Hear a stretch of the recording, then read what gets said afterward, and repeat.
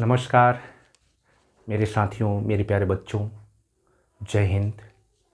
दोस्तों, रायसद study centre पे आप सभी का मैं स्वागत करता हूं। साथियों, हम आपके लिए एक ए टू जेड सीरीज चला रहे हैं। जैसा कि आप देख रहे हैं, ए टू जेड सीरीज चला रहे हैं।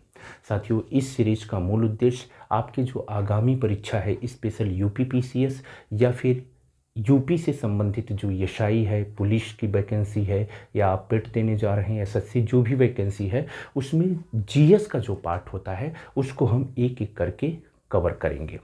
हमने ए टू जेड सीरीज में सबसे पहले पॉलिटी स्टार्ट किया है और पॉलिटी के उन सारे सेगमेंट को मैं आपको कराऊंगा जहां से प्रश्न पूछे जाते हैं।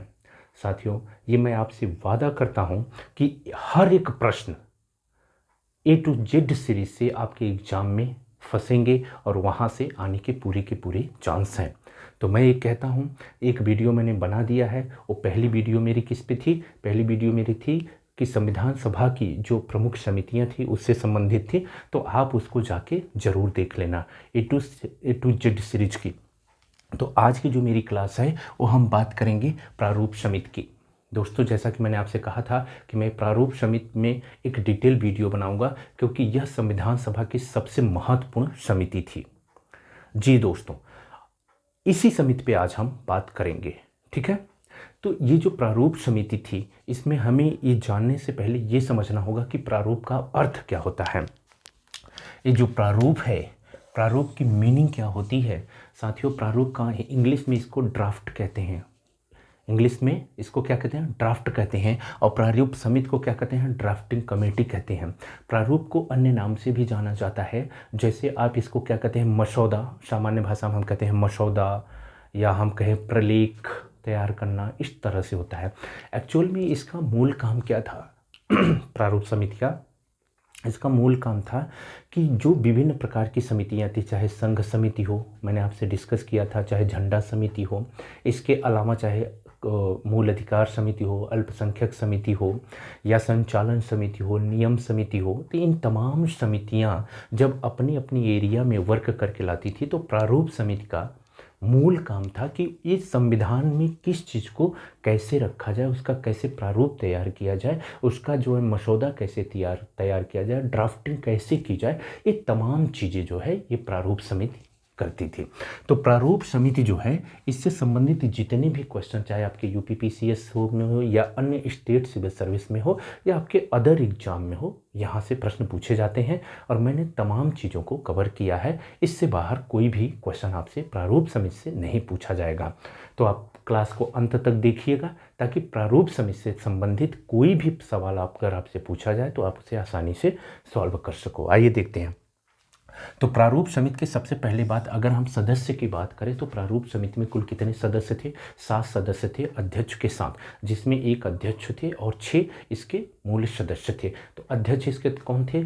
डॉक्टर भीमराव अंबेडकर साहब इसके अध्यक्ष थे। ठीक है, इसके बाकी अन्य सदस्यों में जैसे अय्यर साहब थे, आयंगर साहब थे, कृष्णामाचारी थे, टीटी कृष्णाचारी थे। उसके बाद आपके मुंशी थे, डॉक्टर के मुंशी महोदय थे। ठीक है, सादुल्ला साहब थे। तो ये तमाम, खेतान साहब थे। तो ये इसके प्रमुख सदस्य थे। तो एक एक चीज़ों को हम देखेंगे। हम ये भी देखेंगे कि इसका गठन कब हुआ है और इसने जो ड्राफ्ट तैयार किया था वो ड्राफ्ट कब प्रस्तुत किया। तो देखिए, सबसे पहले हम अगर सदस्य की बात करें तो ये है, इसके पहले अध्यक्ष कौन थे? डॉक्टर भीमराव अंबेडकर साहब इसके कौन थे? अध्यक्ष थे। इसके साथ सदस्य थे एन गोपाला स्वामी अयंगर, इसके सदस्य थे।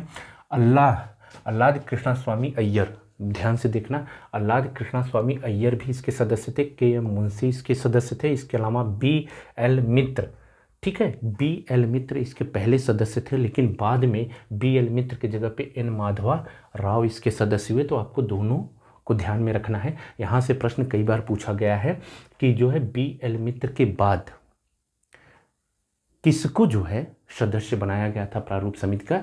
तो एन माधवा राव को बनाया गया था। ठीक है, तो बी एल मित्र के स्थान पे एन माधवा राव को बनाया गया था। और डीपी खेतान पहले इसके सदस्य थे, फिर इनकी जगह पे डीपी खेतान साहब की इसी दौरान डेथ हो जाती है, मृत्यु हो जाती है, तो इनकी जगह पे टीटी कृष्णामाचार्य साहब को बनाया जाता है।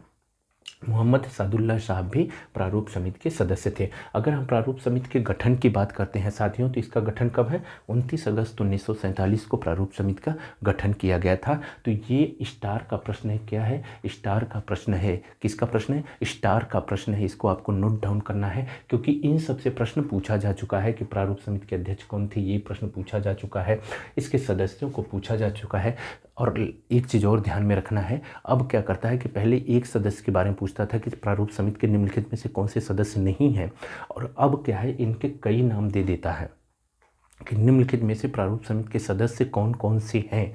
तो कई नाम, तो आपको पूरे के पूरे नाम को याद रखना है, ठीक है। अब गठन पे प्रश्न पूछा जा सकता है कि प्रारूप समिति का गठन कब किया गया था? तो 29 अगस्त 1947 को प्रारूप समिति का गठन किया गया था। एक बहुत ही महत्वपूर्ण प्रश्न मैं आपको लाया हूँ, ये भी स्टार का प्रश्न है, ठीक है, कि प्रारूप समिति का जो समिति बनी थी, इसने जो ड्राफ्ट तैयार किया था तो कब प्रस्तुत किया था? तो ये 1948 में 25 फरवरी 1948 को इसने अपने ड्राफ्ट को, अपने प्रारूप को, अपने मसौदे को जो है संविधान सभा के समक्ष, या कह लीजिए कि संविधान सभा के जो अध्यक्ष थे, स्थायी अध्यक्ष डॉक्टर राजेंद्र प्रसाद थे, तो उनके समक्ष इसने प्रस्तुत कब किया था? 1948 में प्रस्तुत किया था ना। अगर एग्जैक्ट डेट आपसे पूछा जाए तो 25 फरवरी 1948 को प्रस्तुत किया था, ठीक है।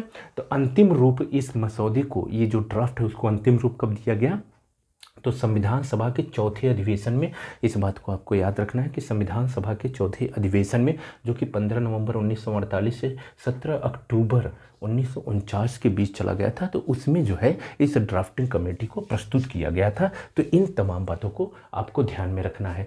आगे अगली जो मेरी क्लास होगी उसमें मैं झंडा समिति को आपसे डिस्कस करूँगा पूरे अच्छे से डिटेल में, क्योंकि यहाँ से भी प्रश्न पूछा जाता है, ठीक है। तो इन तमाम चीज़ों को हम डिस्कस करेंगे। तब तक के लिए आप सभी को मेरा नमस्कार।